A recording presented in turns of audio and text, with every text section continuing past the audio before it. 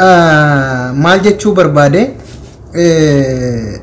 mee ijoollee Suudii jiran akkaataa isaan yeroo shortaan itti qabdu laala warri yookaan akkaataa shortaan itti nama qabdu hin beekne laala viidiyoo ajaa'ibaa isinii fidee dhufe yeroo shortaan ilma Oromoodhaa yookaan kan biyya Saudi Arabiyaa keessa jiru yeroo isiin qabdu jechuudha. Haala kamiin akka qabdu haala gaddisiisaa ta'een immoo haala gammachiisaa ta'een immoo waa hedduu irraa barattan jedhee yaadaan viidiyoo kana kan fideef akka ilmaan Oromoodhaa irraa waan tokko barattudha. Edaa haala kanaan nama qabdi ijoollee shortaan Saa'udiidha jettanii yaada babbareedaa irraa fudhattan jedhee abdadha. Namni tokko kan beekne jira waa'ee makkaataa shortaan itti nama qabdu waanuma dhufanii si qabanii akka wannaatitti nama kabajamaatitti mana seeraa si geessan sitti fakkaatu mala. Garuu akkaataan ijoolleen Saa'udii yeroo jalqaba qabamtu itti qabamtu viidiyoo kana nafaana bu'aa haala gaariidhaan daawwadhaa dhugaa isinii hima sheer walii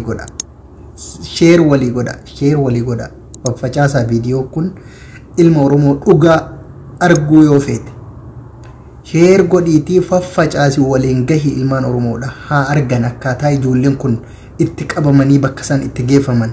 Sarelleen akkanan ariifamtu bar bineensi illee akkanan ari'amu dhugaa isinitti fakkaata ilmi namaa biyya Saudi Arabiyaa keessatti saree hanqate jechuudha.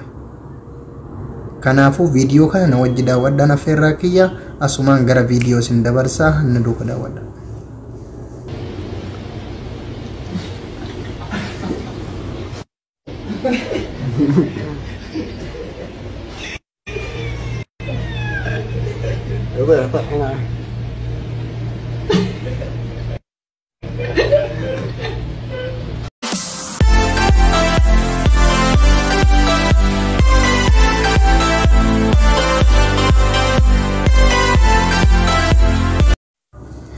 Yoo yaa shama harka fuunee jirtu ilmaan Oromoodhaa kana na daawwataa jirtan hundi keessanuu baga dhuftan isiniin jedha.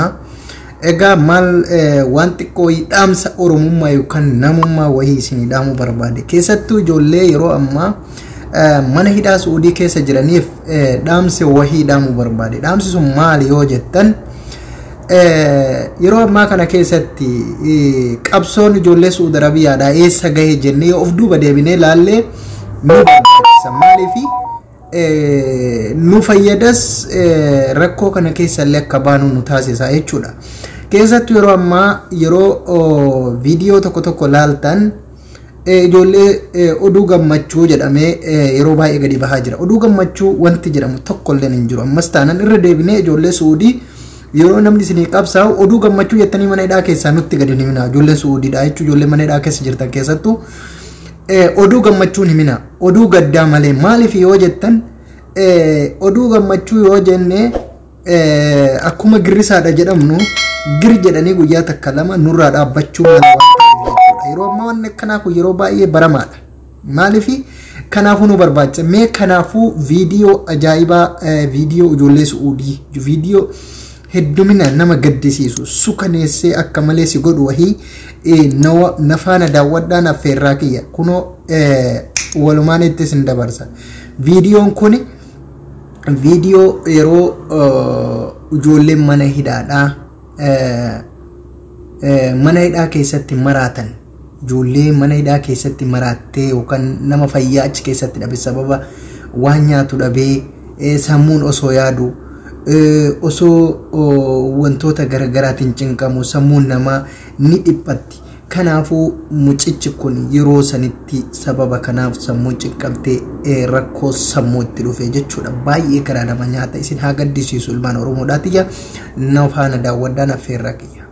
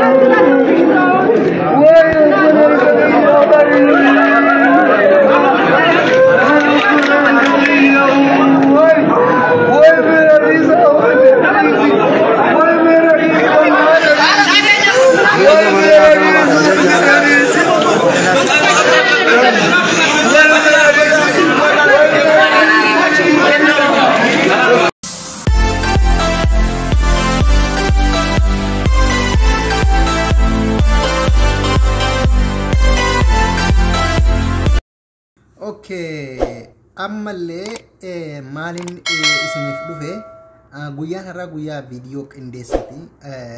Viidiyoon kiyya kun viidiyoo waa hedduu irraa barattan jedhee yaadudha. Sirriitti nafaana bu'aatii viidiyoota kiyya kana daawwadhaa waa hedduu irraa barattan. Amma immoo wanti fide maali jechuun keessan hin oolu. Wanti amma fidee dhufe ilmi namaa xiqqa jira, guddaa jira, hayyoo jira, beeka jira, wallaala jira. Shamara jira, dhiira jira, dargaggeessa jira, dargaggeettii jira jechuudha. Ilmi namaa kamtu yaada ka jedhu waan xiqqoo wayirraa waan na ajaa'ibe wayiiti. Micayyoo xiqqoo wayiitu jira. Micayyoo xiqqoo viidiyoo isin daawwachiisa. Viidiyoo kana na wajjin daawwattanii micayyoo xiqqoo umriin isheedhaa umrii xiqqoo ta afaan arabaadhaa beektu. Tarii wallee biyya kana keessa guddachuu isiin mala. Biyya ishiin keessa jirtu beekus hin dandeenye viidiyoo risaalaa Muhammad Salmaan kan biyya kanaa mootummaa biyya kanaatiif isheen ergite yookaan dubbatte viidiyoo ajaa'ibaa viidiyoo namni guddaanuu yaaduu hin dandeenye. Habbikum yaa Muhammad Salmaan jettee yeroo isiin haala gaariidhaan viidiyoo kana gadi lakkistu dhugaan hedduun ajaa'ibe akka mataa kiyyatti yoo nama waa xiqqoo sammuu hiikabu taate isin ajaa'iba jedheeti yaadaan. Viidiyoo kana na wajjin akka daawwattan abdii isinirraa qaba. Kanaaf viidiyoo kana haalan na wajji daawwadhaan affeerraa kiyyaa viidiyoo ajaa'ibaa kan birallee isinii qabee dhufa. Warri chaayinaal kan kootiif haarawaa taatan subscribe, share, like godhuu akka hin daganne. Viidiyoo kana walii qoqqoodha waa hedduu irraa baratta. Yoo mucayyoo xiqqishoo tana meena wajjin daawwattan hanga dhumaatitti sheer walii godhuu hin dagatina. Dhugaa ilma Oromoodhaa taate jechuudha. Sheer godhi barumsa saaftaa eenyu yoo siif gale nama biraatiif akka galu sheer godhi. Namni kun hangam walirra yaadadha. Kana nama viidiyoo kana qabadhee dhufe namni hangam walirra yaada kan jedhudha. Kanaafuu mucayyoon xiqqishoon sabiyyii tun yeroo gadi baate haala kanaan afaan arabiitiin mootummaa biyya kanaatti dubbattu hedduun ajaa'ibe. Isinillee akka isin ajaa'ibu abdiin qaba. Warri chaayinaala keenya haarawaa taatan like, share, subscribe gochuun nu bira dhaabbadhaan affeerraa keenya asumaan gara viidiyoo isin ceesisa. نجانا جرادة. السلام عليكم. هذه الرسالة للملك بن سلمان. أنا أحبك وأحترمك ونفسي أجي عندك بس شفت فيك حاجة. ليش ناس جاوا أجانب جاوا عندك ضيوف تدخلهم سجن ترميهم يلبسوا هذه الزبالة حتى أنا مش عارفة أمسكها. حرام عليك، حرام عليك أوي. اتق الله. هل يرضيك أن يكون أمك أو أبوك في هذه الحالة؟ هل يرضيك؟ حرام عليك. أنت تعيش في فيلا حلوة، تاكل أكل حلوة، تنام على سرير حلوة، هم يلبسوا في الزبالة ويأكلوا الزبالة. حرام عليك. حتى ما تتكلش من ذنبهم. اتق الله، اتق الله، اتق الله. يا إما أكلهم يا إما شربهم يا إما أديهم دواء يا إما تكلف منهم واديهم بلدهم. حرام عليك يا ملك بني سلمان، والله حرام عليك. اتق الله 3 مرات. حرام والله، حرام عليك. ارحموا من في الأرض يرحمكم من في السماء. هذا الدين المسلم يقول.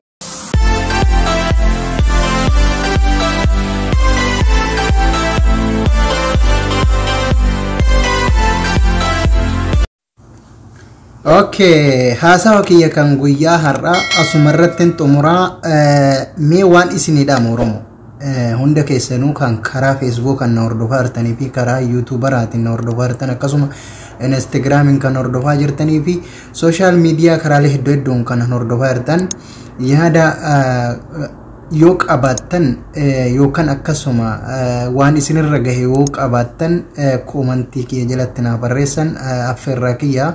Warri asumaan ammoo maatii keenyan ta'in chaayinaal keenya maamila godhadhaan affeerraa kiyya jechuudha.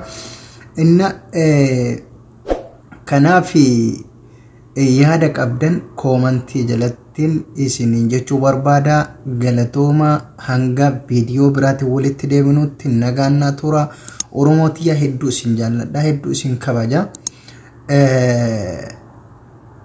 Rakkoon biyya namaa hedduu nu mudattus kabajaaf jaalala isiniif qaba. Galatooma naaf irraa kiyya naaf jiraan.